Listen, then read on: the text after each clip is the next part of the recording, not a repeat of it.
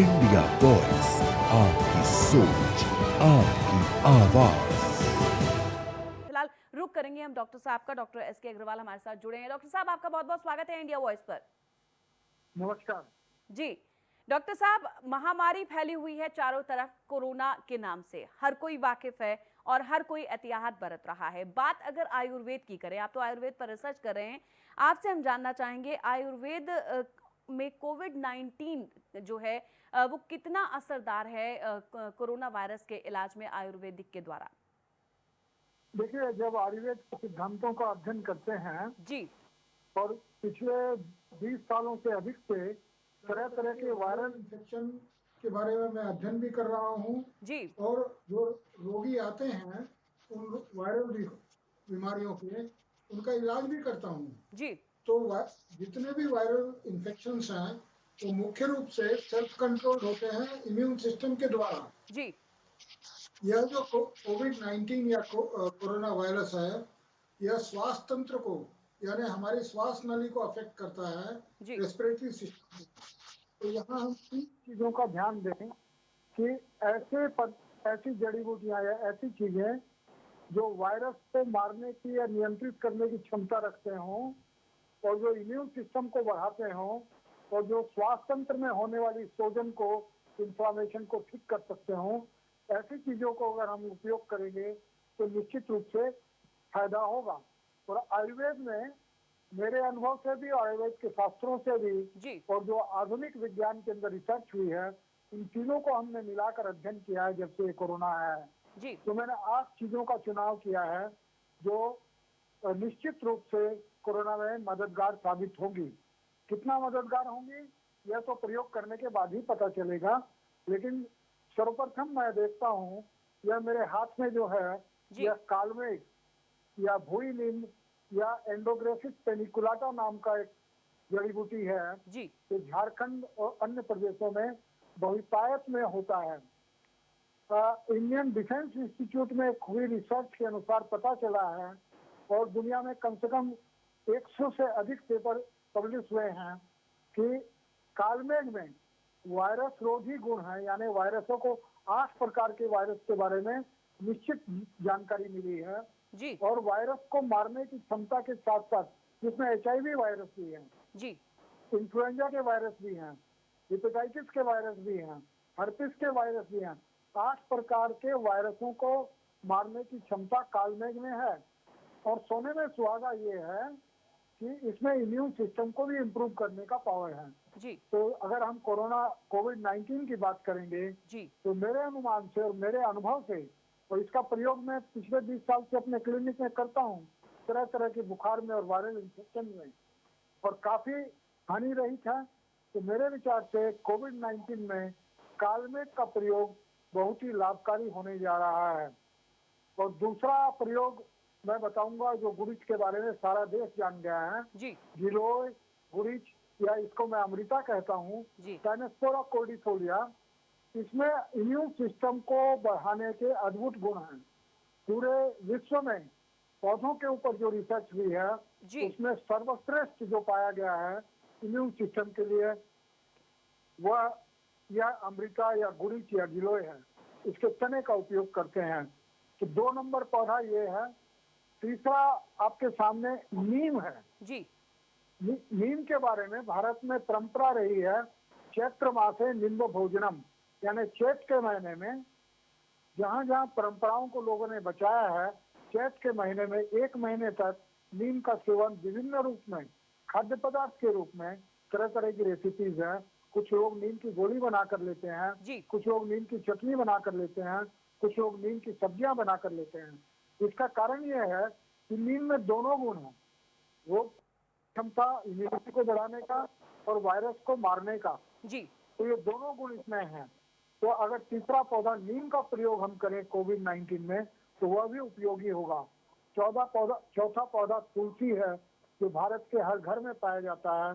सुबह प्रसाद के रूप में हम तुलसी के पत्ते और पानी के रूप में ग्रहण करते हैं।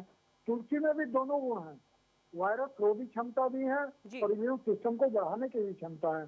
तो इस प्रकार से ये 4 पौधे ऐसे हैं जिनमें इम्यून सिस्टम को बढ़ाने के साथ साथ वायरस रोधी गुण हैं। पांचवा पौधा है बासक। ये बासक के पत्ते आप देखिए, ये भारत में अड़ूसा भी बोलते हैं इसको, बाकस भी बोलते हैं, आदतोदा वाटिका नाम है इसका बोटेनिकल। इसमें एक विशिष्टता है, यह श्वास नली की जो प्रतिरोधक शक्ति है, जी विशेष करके एल्वियोलर मैक्रोफेजेस, हमारे श्वास नली में जो इम्यून सिस्टम के लिए सबसे पावरफुल सेल है एल्वियोलर मैक्रोफेज, उसको उसकी क्षमता को बढ़ाता है। साथ साथ श्वास नली की सोजन को, इन्फ्लामेशन को, यानी उसमें जो सोजन आती है, स्प्यूटम स्राव होता है, और जो संकोचन होता है, इन तीनों चीजों को ठीक करता है। तो इस रूप से बासक को अगर हम प्रयोग करते हैं तो इम्यून सिस्टम को, श्वास तंत्र के इम्यून सिस्टम के साथ साथ यह श्वास नली की सोजन को ठीक करेगा। और कोरोना में जो मृत्यु हो रही है वो मुख्य रूप से श्वास नली की सोजन और स्राव के कारण ज्यादा होती है। तो इस दृष्टिकोण से यह पांचवा पौधा है। मैंने छठा पिपली, पिपली के ये फल है मेरे हाथ में, छोटे छोटे फल हैं जी और इसका ये पौधा है, मेरे बगीचे से लेके आया हूं मैं। पिपली हमारे गरम मसाले का हिस्सा है जी और पिपली में भी वायरस रोधी गुण है, इम्यून सिस्टम को बढ़ाता है और श्वास तंत्र के ऊपर सर्दी खांसी में यह परंपरागत रूप से आयुर्वेद का बड़ा सम्मानजनक द्रव्य है, जिसका प्रयोग श्वास नली के सोच में किया जाता है। तो इस प्रकार तीनों गुण उसमें मिल जाते हैं। चौथा हल्दी है। हल्दी में भी दोनों गुण हैं, यह सोच को, इन्फ्लामेशन को दूर करता है, प्रतिरोधक शक्ति को बढ़ाता है और वायरस को मारता है। इस प्रकार ये 7 द्रव्य हो गए। और 8वां द्रव्य है यशद भस्म, यानी जिंक।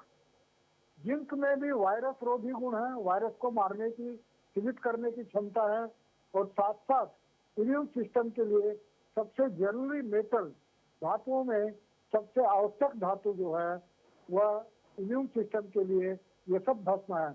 इस प्रकार से इन 8 चीजों का संग्रह मैंने किया है जी और इन 8 चीजों को मिलाकर एक फॉर्मुलेशन भी तैयार किया है, जिसका करीब 50 नवंबर मैं प्रयोग कर रहा हूँ बचाव के लिए। वायरोम्यून के नाम से मैंने कैप्सूल बनाया है और इसका प्रयोग अगर इन 8 चीजों को मिलाया जाए और संक्रमण से बचने के लिए और संक्रमण की अवस्था में अगर इनका प्रयोग किया जाए तो कोविड के हर एक स्थिति में इनसे निश्चित लाभ होने की संभावनाएं हैं। मैं दावा तो नहीं कर सकता जब तक ट्रायल नहीं किया जाए, लेकिन एक बहुत अच्छी डेवलपमेंट हुई है प्रधानमंत्री के द्वारा, आयुष डिपार्टमेंट के द्वारा। मैं कल ही भाषण सुन रहा था आयुष के सेक्रेटरी का, डॉक्टर कोटेचा का। एक बड़े रूप में इन चीजों के प्रयोग का, विशेष करके जड़ी बूटियों के प्रयोग की योजना भारत सरकार बना रही है और मेरा पूरा विश्वास है कि जब वो ट्रायल शुरू होगा तो जो द्रव्य मैंने बताए हैं यहाँ पर, इन्हीं जड़ी बूटियों से परीक्षण होंगे। और क्योंकि इनका तार्किक ढंग से मैंने चुनाव किया है तो यह कोविड में काफी मददगार होगा, बचाव के लिए भी और ट्रीटमेंट के लिए भी। बिल्कुल। हाँ, जो पेशेंट बहुत सीरियस हो जाएंगे उन पेशेंट्स को आधुनिक दवा में स्टेरॉइड या कुछ एंटीबायोटिक की आवश्यकता हो सकती है। बिल्कुल। डॉक्टर साहब, आपने ये सारी चीज़ें जो हमें दिखाई, कई पौधे बताए, कालमेई है और नीम का है, तो लॉकडाउन है, ऐसे में मरीजों की संख्या भी बढ़ रही है। ऐसे में कोई भी चीज़ बाहर पौधे को ढूंढ पाना, उसके लिए जाना बहुत मुश्किल है और डॉक्टर्स तक भी जब बहुत ज़्यादा इमरजेंसी होती तभी पहुंच पाते हैं। ऐसे में घर बैठे हम अपनी इम्यूनिटी जो पावर है उसे कैसे इंक्रीज कर सकते हैं? घर बैठे इम्यूनिटी बढ़ाने के लिए आयुष ने बहुत अच्छा एडवाइजरी दिया है जी कि गर्म पानी का सेवन करें जी, हल्दी लें, जीरा लें और गोल मिर्च लें और इसको गर्म पानी में मिलाकर क्वाथ के रूप में सेवन करें। तो ये 3 चीजें, जीरा, हल्दी, गोल मिर्च, ये तो हर एक भारतीय किचन में उपलब्ध है। बिल्कुल। तो इन 3 चीजों का सेवन और गर्म पानी का सेवन करने से निश्चित रूप से ये तीनों ही इम्यूनोमोड, भारतीय रसोई घरों में जितने मसाले हैं जी, उन सभी मसालों में इम्यून सिस्टम को इम्प्रूव करने की प्रॉपर्टीज है। ऐसा मैंने डिटेल 20 साल के अध्ययन में पाया है कि ये सभी पौधे जी, इम्यून सिस्टम को, और इन पौधों के अंदर जो एसेंशियल ऑयल है वो एंटी माइक्रोबियल है, यानी वायरस, बैक्टीरिया, फंगस, इन तीनों चीजों की, इन तीनों विषाणुओं और सूक्ष्म जीवाणुओं की संख्या को सीमित करने में जी भारतीय मसालों का बहुत बड़ा योगदान है। बिल्कुल। तो डॉक्टर हल्दी, साहब, डॉक्टर हाँ साहब यहाँ बोलिए। पर एक सवाल ये पूछना चाहूंगी कि जैसे कि आयुष मंत्रालय की सलाह भी दी गई कि दूध के साथ अगर आप हल्दी लेते हैं तो आप अपनी प्रतिरोधक क्षमता को बढ़ा सकते हैं, यही आप भी कह रहे हैं। बिल्कुल। लेकिन कई लोग ऐसे हैं, देखा जा रहा है कि दूध की आपूर्ति नहीं हो पाती है, नहीं मिल पाता है, तो ऐसे में गर्म पानी के साथ हल्दी का सेवन कर लेते हैं। तो क्या देखिए, गर्म पानी के साथ हल्दी का सेवन करना उतना ही लाभदायक है जितना दूध के साथ? नहीं, बिल्कुल नहीं। हल्दी के अंदर जो एक्टिव सब्सटेंस है, जो कार्यकारी पदार्थ है, जी वह कर्क्यूमिन है। कर्क्यूमिन वाटर सॉल्युबल नहीं है, जी वह फैट सॉल्युबल है, यानी वह चिकनाई युक्त पदार्थों में घुलता है। तो दूध के अंदर चूंकि फैट है तो उसमें घुल जाएगा। अगर वो ना हो तो तेल में गर्म करके लें। जैसे भारत में सब्जी बनाने में जी हम तेल या घी को गर्म करते हैं और उसमें हल्दी या दूसरे मसाले डालते हैं, उसके बाद सब्जी को छौंकते हैं। यह इसलिए किया जाता है, ये जो एसेंशियल ऑयल, जो कर्क्यूमिन है, जो पदार्थ है हल्दी में, वह फैट सॉल्युबल है। तो जी तेल या घी में उसको गर्म करने से वह कर्क्यूमिन फैट में चला जाता है, वह इजीली डाइजेस्ट हो जाता है। इसलिए कोशिश यह करनी चाहिए किसी न किसी तेल, घी या दूध के साथ हल्दी का सेवन करें। अगर कुछ नहीं है तो भले हम पानी का उपयोग करें, उससे लाभ होगा, लेकिन उतना लाभ नहीं होगा जितना दूध के साथ या घी तेल के साथ होगा। बिल्कुल। डॉक्टर साहब, एक बात और यहाँ पर सवाल ये भी उठता है कि जैसे आजकल गर्मी अब बढ़ती जा रही है, तापमान तेजी से जो है वो बढ़ रहा है, ऐसे में घर में एसी लोग चला कर रहते हैं, कार में भी एसी होता है, तो क्या इससे इम्यूनिटी पावर जो होती है, क्या उस पर कोई फर्क पड़ता है? कोई भी क्लोज एनवायरनमेंट में एसी चलाते हैं तो आप खिड़की दरवाजे बंद कर लेते हैं, जी तो क्लोज एनवायरनमेंट में और टेम्परेचर कम हो जाता है, तो उसमें निश्चित रूप से वायरस बढ़ने की संभावना अधिक है। अभी एक तुलनात्मक अध्ययन में देख रहा था कि जो लोग ओपन वार्ड में रखे गए और जो लोग आईसीयू में रखे गए, आईसीयू के एनवायरनमेंट में वायरस की संख्या बढ़ गई, कारण कि वो क्लोज एनवायरनमेंट है और वो थोड़ा तापक्रम कम है, इसलिए वहां पर वायरस की संख्या बढ़ेगी, यह तय बात है। बिल्कुल। और डॉक्टर साहब, एक चीज़ और भी यहाँ पर ये जानना चाहेंगे कि बीमार व्यक्ति अगर पहले से ही है तो उसको जाहिर सी बात है कि उसमें प्रतिरोधक क्षमता कम होगी, तो बीमार व्यक्ति कैसे अपनी प्रतिरोधक क्षमता को बढ़ा सकता है? किन चीज़ों का सेवन जो है हल्दी और दूध के अलावा भी किया जा सकता है? खासकर मध्यम वर्गीय परिवारों में कई बार बहुत सारी चीज़ें ऐसी होती है जो अवेलेबल नहीं होती हैं। अमृता जो है, अमृता और अमृता से बने हुए उत्पाद जी पूरे भारत में प्रचुर मात्रा में उपलब्ध हैं। जी ये अमृता की जो लत है, यह लत 5000 फीट तक की ऊंचाई तक, यानी मसूरी जैसी ऊंचाई तक पूरे भारत में प्रचुर मात्रा में उपलब्ध है। कम से कम मैं झारखंड में कोई गांव ऐसा नहीं मुझे मिला है जहां अमृता का पौधा नहीं है। हाँ, जंगलों में नहीं है, लेकिन हर गांव में हमारे जो पूर्वज हैं, जो हमारे पहले पीढ़ी के लोग हैं, उन्होंने अमृता का प्रयोग देखते हुए, और ये पूरे भारत में है। आपकी दिल्ली में हर सड़क के ऊपर, चाहे मैं किसी सड़क पर निकला हूँ दिल्ली में, हर सड़क पर मुझे अमृता नजर आई है।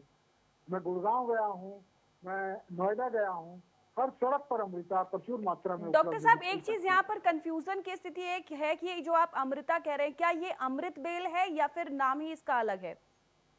देखिए, इसको गुड़िच के नाम से जानते हैं, गिलोय के नाम से जानते हैं, पंजाब में गिरो के नाम से जानते हैं, और अमृत, और साउथ इंडिया में अमृतवल्ली के नाम से जानते हैं जी। इसलिए हर एक राज्य में इसके नाम अलग हो जाते हैं, लेकिन इसके पत्ते ये हृदय के आकार के हैं। इसका स्टेम देखिए, इसके ऊपर छोटे छोटे दाने हैं। तो ये अमृतवल्ली, गिलोय, गुड़िच, अमृता, ये सभी एक ही पौधे के पर्यायवाची नाम हैं। बिल्कुल। डॉक्टर साहब, एक चीज और, आप जो ये पौधा दिखा रहे हैं, गिलोय का पौधा जिसे कह रहे हैं, उसको क्या है कि आजकल मार्केट में देखा जाता है गिलोय की टैबलेट्स भी होती हैं और उसकी सिरप भी होती है, तो क्या वो भी उतना ही असरदार करता है जितना डायरेक्ट इसको लेने से? नहीं, डायरेक्ट लेने में जितना फायदा स्वरस, आयुर्वेद के शास्त्रों में बताया गया है कि अमृता के पूरे गुणों का लाभ उठाने के लिए इसके स्वरस का ही उपयोग करना चाहिए जी। डॉक्टर साहब, एक सब जी, अगर इसको हम धूप में सुखा देते हैं तो कम से कम 25-30% इसकी प्रॉपर्टीज नष्ट हो जाती हैं। बिल्कुल। इसको अगर हम उबाल देते हैं तो 50% से ज्यादा एफिशिएंसी कम हो जाती है। इसलिए अच्छा होगा कि अमृता के ताजा तने का स्वरस ही लिया जाए। जी। ताजा तना अगर नहीं मिलता है तो इसको स्वरस को प्रिजर्व करने के लिए मैंने एक उपाय किया था। जी। क्या है, अमृता स्वरस को निकाल कर इसको कुछ नेचुरल प्रिजर्वेटिव के साथ मैंने प्रिजर्व किया है। जी। और ये अमृता के साथ अगर आंवला का प्रयोग करते हैं तो इसके गुणों में और भी वृद्धि हो जाती है। बिल्कुल। इसलिए गिलोय का स्वरस ही सर्वोत्तम है। इसको गर्म करने से या इवन धूप में सुखा देने से इसके गुणों में कमी आ जाती है। बिल्कुल। डॉक्टर साहब एक चीज और, अगर बात करें गर्भवती महिलाओं की, तो गर्भवती महिलाएं अपनी इम्यूनिटी पावर को कैसे बढ़ा सकती हैं, क्योंकि जब वो इस स्टेज पर होती हैं तो पहले से ही काफी दिक्कतों का सामना उनको करना पड़ता है। तो ऐसे में कोरोना वायरस की आहट से जाहिर सी बात है कि डर होगा, तो ऐसे में किस तरीके से अपनी इम्यूनिटी को स्ट्रॉन्ग कर सकती हैं वो? देखिए, एक पौधा है आयुर्वेद में जिसको शतावर बोलते हैं। जी। शतावर, शतमूली, एस्पैरागस रेसिमोसस, बिल्कुल। वह भी इम्यूनोमोड्यूलेटर है। यानी इम्यून सिस्टम, वो रसायन, आयुर्वेद में रसायन माना गया है और वह इम्यून सिस्टम को इम्प्रूव करता है। जी। इसके निश्चित यानी प्रमाणित है, प्रकाशित है, प्रमाणित है। और गर्भवती स्त्रियों के लिए वह अमृत के समान काम करता है। आयुर्वेद में निर्देश दिया है कि गर्भावस्था से पहले, गर्भावस्था में और डिलीवरी के बाद यानी प्रसव के बाद, बच्चा पैदा होने के बाद, सभी स्थितियों में माता के लिए, माँ के लिए, महिलाओं के लिए शतावर का प्रयोग अमृत के समान है। उससे केवल माँ नहीं, बच्चे का भी स्वास्थ्य इंप्रूव करता है। तो इम्यून सिस्टम अगर गर्भवती स्त्री का अच्छा रखना है तो उसमें निश्चित रूप से शतावर का प्रयोग करना चाहिए। बिल्कुल। तो गर्भवती महिलाओं को शतावर का इस्तेमाल करना चाहिए, जैसे कि डॉक्टर साहब कह रहे हैं। डॉक्टर साहब यहाँ पर एक सवाल और भी मैं जानना चाहूंगी कि कोरोना के बारे में पहले ये कहा जा रहा था कि वो इंसान के फेफड़ों पर असर करता है, लेकिन अब ये भी कहा जा रहा है कि वो दिल पर भी जो है अटैक करता है। तो कितनी सच्चाई है इसमें? नहीं, ये ठीक बात है कि एक स्टेज आता है, बहुत कम लोगों में वो स्टेज पहुंच पाता है कि फेफड़ों से होते हुए पूरे शरीर में फैलता है और मल्टी ऑर्गन फेल्योर यानी वो दिल के ऊपर, किडनी के ऊपर, लिवर के ऊपर, शरीर के सभी अंगों को आघात करता है, जिसको मल्टी ऑर्गन फेल्योर कहा जाता है। और वह एक खतरनाक स्थिति है, वहां से लौटना मुश्किल हो जाता है। बिल्कुल। डॉक्टर साहब अगर बात करें कोरोना के इलाज में, आजकल जिस दवा का नाम सबसे ज्यादा प्रचलित है वो है हाइड्रोक्सी क्लोरोक्विन। तो क्या लगता है आपको कि कितनी असरदार दवा है ये? देखिए, हाइड्रोक्सी क्लोरोक्विन के बारे में अभी रिसर्च जारी है। अभी निश्चित रूप से प्रमाण नहीं मिले हैं। हाँ, मैंने कुछ प्रारंभिक जो स्टडीज हुई हैं, अध्ययन हुए हैं, उनको पढ़ा है और हो सकता है कि कुछ प्रतिशत लोगों में HCQS, यह बहुत आम दवा है, HCQS के लाभकारी होने की संभावनाएं हैं। बिल्कुल। डॉक्टर साहब लॉकडाउन की स्थिति है, लॉकडाउन पार्ट 2 की भी शुरुआत हो चुकी है जो कि 3 मई तक चलेगा। ऐसे में लॉकडाउन में लोग किस तरीके से जो है आयुर्वेद किस तरीके से मददगार हो सकता है, किस तरीके से इस्तेमाल कर सकते हैं आयुर्वेद के नजरिए से? देखिए, एक तो जो बात आयुष डिपार्टमेंट ने कही है, इम्यूनिटी के लिए गोल मिर्च और हल्दी, दालचीनी और जीरा का प्रयोग क्वाथ के रूप में करें, वो कर सकते हैं।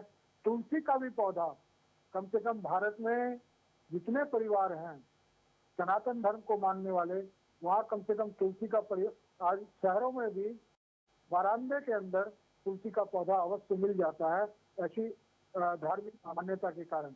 इसलिए तुलसी का प्रयोग भी परिवार के हर एक सदस्य को 1 से 5 पत्ते तक उम्र के अनुसार जल के साथ सवेरे प्रसाद के रूप में, जो परंपरागत तरीका है, तुलसी भी लाभकारी होगी। बिल्कुल। डॉक्टर साहब जिस तरीके से आपने कहा कि हर घर में तुलसी का पौधा पाया जाता है, तो आप उसका सेवन कर सकते हैं, इम्यूनिटी पावर को बढ़ा सकते हैं। लेकिन आजकल जो देखा जाता है कि ज़्यादातर एकल परिवार हैं, तो ऐसे में लोग अपने घर में नहीं रख पाते हैं। तो ज़्यादातर आजकल रेडीमेड जो देखा जाता है कि पैकिंग में तुलसी लीव्स करके जो है सूखी पत्तियाँ दी जाती हैं, मिल जाती हैं आसानी से दुकान पर। क्या वो भी उतना ही असरदार होती हैं? देखिए, बाजार की चीजों के ऊपर मेरी विशेष करके मैं बहुत ज्यादा कारण कि जो क्वालिटी कंट्रोल का हाल है, मैं बहुत ज़्यादा आश्वस्त नहीं रहता हूँ। जी। इसलिए और ये एक ब्लैंक स्टेटमेंट तो नहीं दे सकता हूँ। जो कंपनियां नैतिक मूल्यों का और मापदंडों का पालन करती हैं और अच्छी चीजें उपलब्ध कराती हैं, वहां तक तो ठीक है, लेकिन मास मैन्युफैक्चरिंग में वह तुलसी 1 साल पुरानी है कि 2 साल पुरानी है, इसलिए मैं बाजार की चीजों पर कोई कमेंट नहीं करना चाहूंगा। कोशिश करें अगर, और ये जो मैंने बताया तुलसी, नीम, हल्दी, जी। ये करीब करीब हर मोहल्ले में उपलब्ध है। जी। ताजा बिल्कुल। हो तो ज्यादा अच्छा है, ताजा का मुकाबला नहीं हो सकता है। बिल्कुल। डॉक्टर साहब, अगर बात करें आरोग्य सेतु ऐप की, इस बारे में आपने सुना होगा, और अगर इसकी बात करें तो ये कितना जो है आयुर्वेद से के साथ कनेक्शन की बात करें तो कैसा कनेक्शन है ऐप और आयुर्वेद के बीच? नहीं, ये जो ऐप है ये मैंने डाउनलोड भी किया हुआ अपने मोबाइल जी। में और इसको मैंने भरा भी है। इसकी उपयोगिता निश्चित रूप से है, अगर जानकारी सच्चाई के साथ हर लोग दें तो इससे एक फायदा होगा कि ब्लूटूथ के माध्यम से अगर किसी में कोई कोरोना के संपर्क में, कोविड के संपर्क में व्यक्ति आया और उसने सच्चाई के साथ अपने मोबाइल में ये दे रखा है और उसने भी डाउनलोड किया हुआ है, जी। तो वह अगर आपके नजदीक में आता है तो आपको उसकी सूचना मिल जाती है कि आपके पास यह जो व्यक्ति आया है यह कोविड के संपर्क में रहा है। तो ये इसका आयुर्वेद से कोई संबंध नहीं है। जी, आयुर्वेद से इसका कोई संबंध नहीं है। फिलहाल कोई अगर संबंध बात नहीं। करें कोरोना की लड़ाई में आयुर्वेद की, तो ये भी कहा जाता है डॉक्टर साहब कि आयुर्वेद का जो इलाज है वो काफ़ी धीमी गति से होता है, उसके रिजल्ट काफ़ी धीमी गति में मिलते नहीं, हैं। मैं ऐसे नहीं में अगर मानता। किसी व्यक्ति को क्वारंटाइन किया गया है 14 दिन के लिए, तो क्या 14 दिनों सुन में तो असर लीजिए, हो सकता है दवाई का? बिल्कुल बिल्कुल मेरा ये मानना है कि यह सुजोग है आयुर्वेद के सामने कि जो लोग क्वारंटाइन में हैं जी। या जो आइसोलेशन में हैं, जी। जिनको कोरोना पॉजिटिव मिल भी चुके हैं, क्योंकि आधुनिक विज्ञान में कोई भी इलाज अभी नहीं निकला है, तो उनको दूसरा कुछ नहीं देकर यह जो द्रव्य मैंने बताए हैं वह आयुर्वेद के चिकित्सकों की सहायता से उनको देखकर उनका अध्ययन लार्ज स्केल पर किया जाना चाहिए।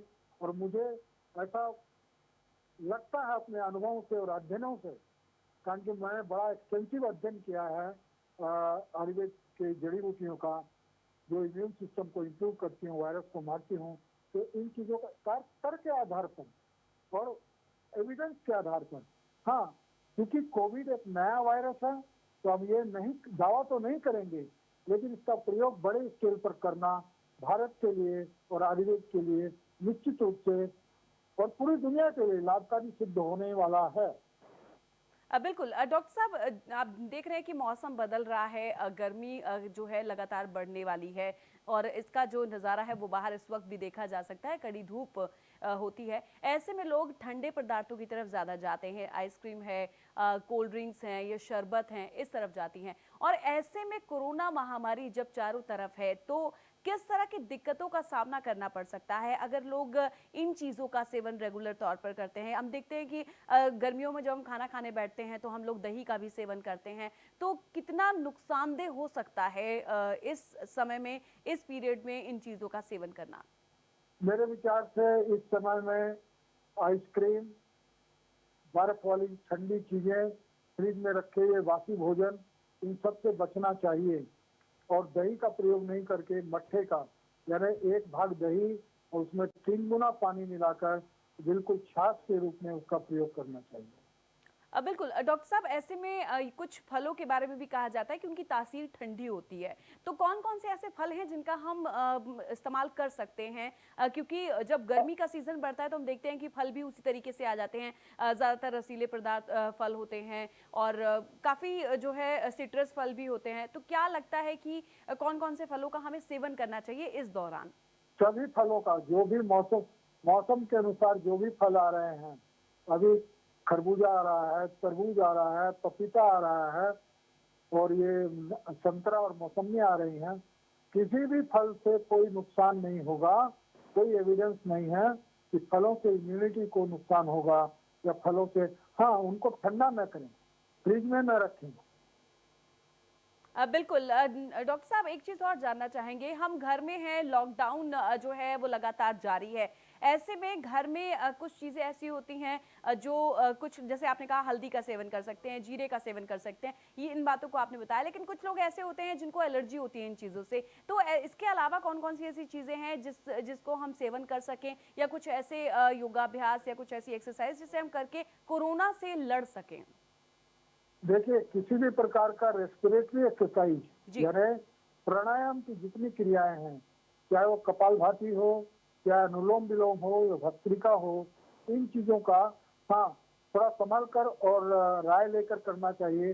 कारण कि अगर कमर दर्द है तो कपालभाति ना करें, भस्त्रिका ना करें, अनुलोम विलोम करें। जी। कुछ डीप ब्रीदिंग एक्सरसाइजेज जो भी श्वास तंत्र की, क्योंकि यह श्वास तंत्र में इंफेक्शन करता है, जी। इसलिए ब्रीदिंग एक्सरसाइजेज, लंबे गहरे सांस लेकर थोड़ा रुककर धीरे धीरे छोड़ना, या सिंपल ब्रीदिंग एक्सरसाइजेज हर एक दृष्टिकोण से, कोरोना और नो कोरोना, हर एक दृष्टिकोण से स्वास्थ्य के लिए अच्छे हैं। बिल्कुल। डॉक्टर साहब, अगर बात करें मधुमेह रोगियों की, तो मधुमेह रोगियों को एक खास तरह की डाइट का जो है खाने का सेवन करना होता है, चीनी से दूर रहना होता है, शक्कर जिनमें होती है उन पदार्थों से दूर रहना होता है। ऐसे लोगों को, ऐसे रोगियों को किस तरीके से आप कहना चाहेंगे कि वो किन किन चीज़ों का सेवन करें जिससे कि उनकी इम्यूनिटी पावर जो है वो बढ़ सके? देखिए, इम्यूनिटी के लिए अभी तक मैंने जो बताया है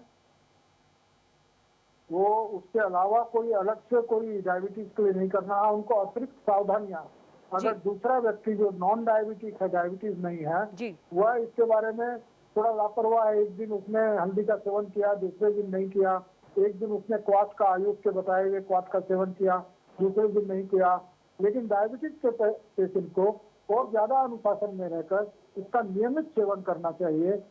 श्वास के जो अभ्यास हैं, योगाभ्यास है, प्राणायाम के अभ्यास हैं, गर्म पानी का सेवन है, ये निश्चित रूप से ज्यादा अनुशासन में, ज्यादा नियमित रूप से करना चाहिए।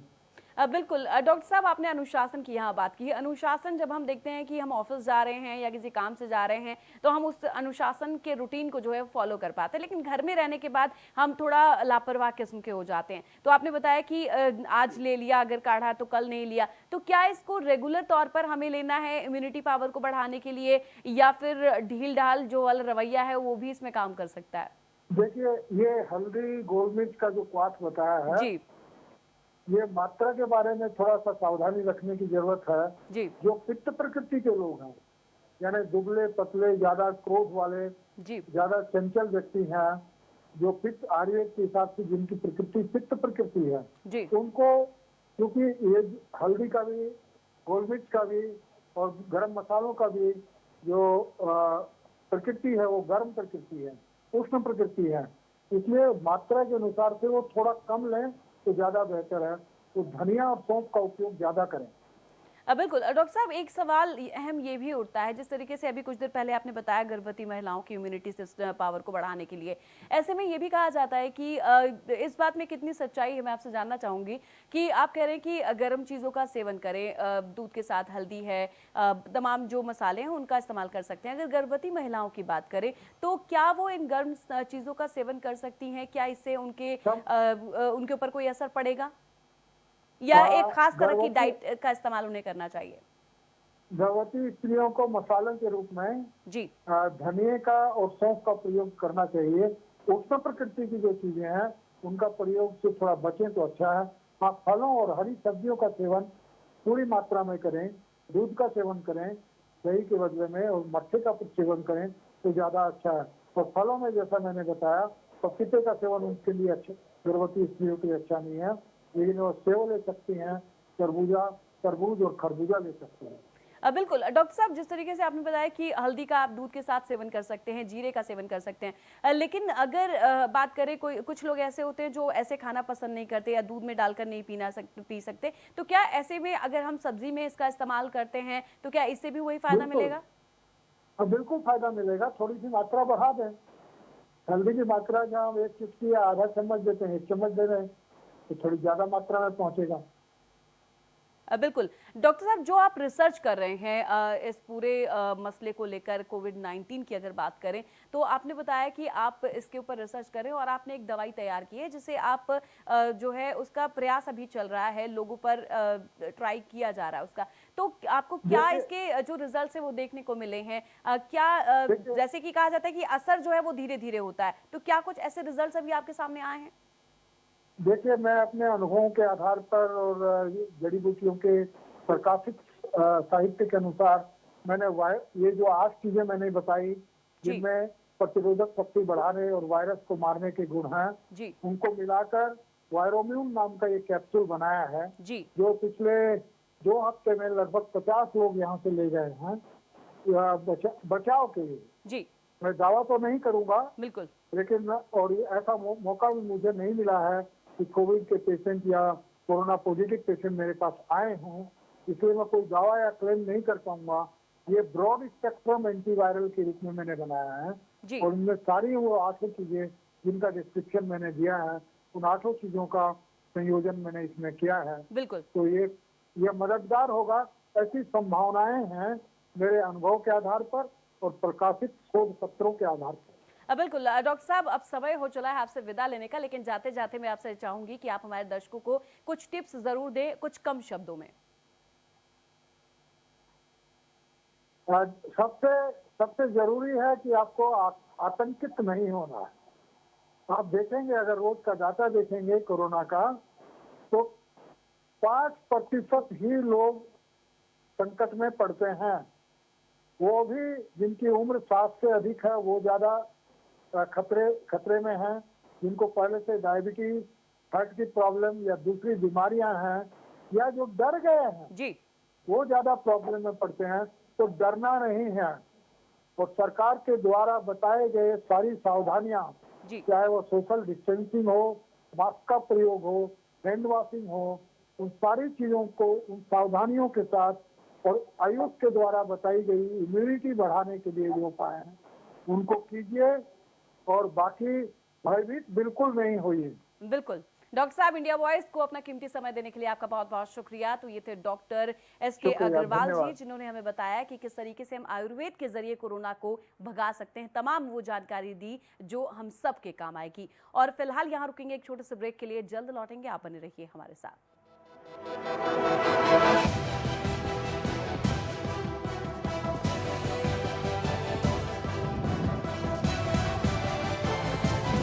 इंडिया वॉइस, आपकी सोच, आपकी आवाज।